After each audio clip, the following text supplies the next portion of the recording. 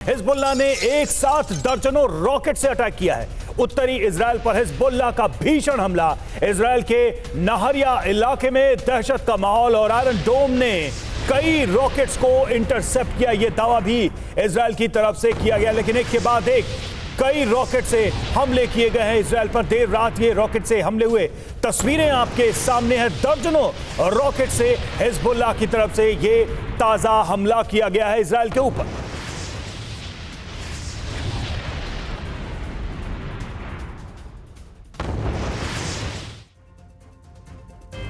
और एक और बड़ी खबर, देर रात इजराइल के शेख अदनून इलाके में भी रॉकेट से हमले को अंजाम दिया गया।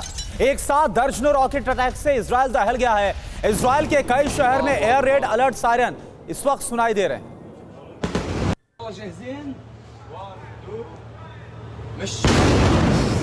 अल्लाहु अकबर।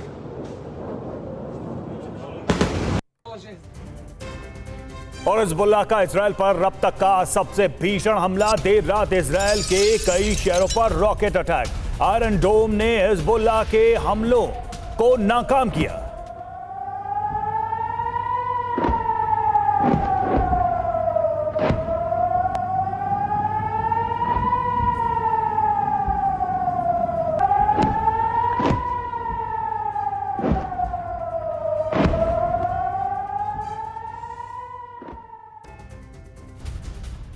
इधर हिजबुल्लाह के हमले के बाद इजराइल में एयर अलर्ट जारी कर दिया गया है। कई शहरों में एयर डिफेंस सिस्टम को एक्टिव कर दिया गया है।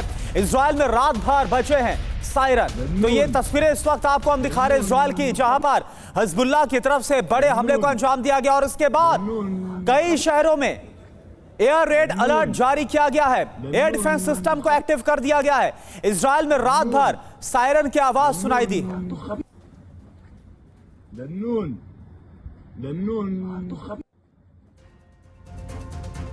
और हिजबुल्लाह ने एक साथ 30 मिसाइलों से हमला किया। हिजबुल्लाह ने लेबनान के काबरी इलाके में अटैक किया। हिजबुल्लाह के हमले में कई लोग घायल हुए हैं। हिजबुल्लाह के हमले के बाद आईडीएफ ने बुलाई इमरजेंसी मीटिंग।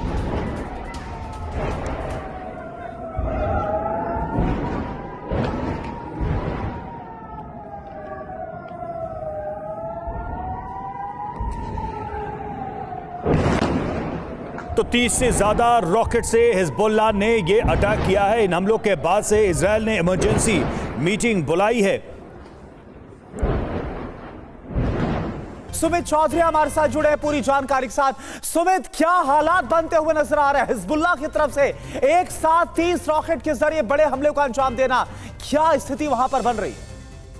देखिए, जब से इस्माइल हानिया मारा गया है तब से लगातार हिजबुल्लाह के जो अटैक्स हैं वो बहुत ज्यादा बढ़ गए हैं। इससे पहले जब भी हिजबुल्लाह की तरफ से अटैक किए जाते थे वो निश्चित तौर पर जो अटैक थे वो करीबन 4-5 एयर स्ट्राइक्स की जाती थी या फिर रॉकेट लॉन्च किए जाते थे। लेकिन अभी अगर आप देखें तो हिजबुल्लाह की तरफ से 40-40, 50-50 रॉकेट दागे जा रहे हैं, जिसका मकसद साफ है कि वो खासतौर पर अपल गैली के इलाके में या फिर आप कह सकते हैं कि गोलान हाइट्स के इलाकों में इजराइल को ज्यादा नुकसान पहुंचाना जाता है। अभी आपको याद होगा कि 48 घंटे पहले भी खासतौर पर इजराइल की तरफ से अपने सभी नॉर्दर्न इजराइल के इलाकों में अपने नागरिकों को साफ तौर पर कहा गया था कि अगर आपको जरूरी हो तभी आप निकले, कुछ दिन तक आप बिल्कुल बाहर ना निकले और कोशिश करें कि शेल्टर वाली जगहों पर ही रहे, खुले के अंदर ना आए। तो इसलिए क्योंकि इजराइल को भी ये एक्सपेक्टेड है कि हिजबुल्लाह की तरफ से बड़े ऐसे रॉकेट अटैक्स किए जाएंगे और वो अटैक्स इन्हीं इलाकों में किए जाएंगे, सिविलियन इलाकों में। और उनका मेन टारगेट ना सिर्फ सिविलियन इलाके बल्कि इजराइल के जो बड़े बेसिस हैं उसके आसपास के इलाकों को ज्यादा टारगेट करने का होगा। जी, शुक्रिया आपका। तो ना सिर्फ जो सिविलियन इलाके बल्कि जो बड़े बेसिस हैं, मिलिट्री बेसिस, उन्हें भी लगातार निशाने पर हिजबुल्लाह की तरफ से लिया जा रहा है। ताजा जो हमला किया गया वो हम आपको दिखा रहे हैं।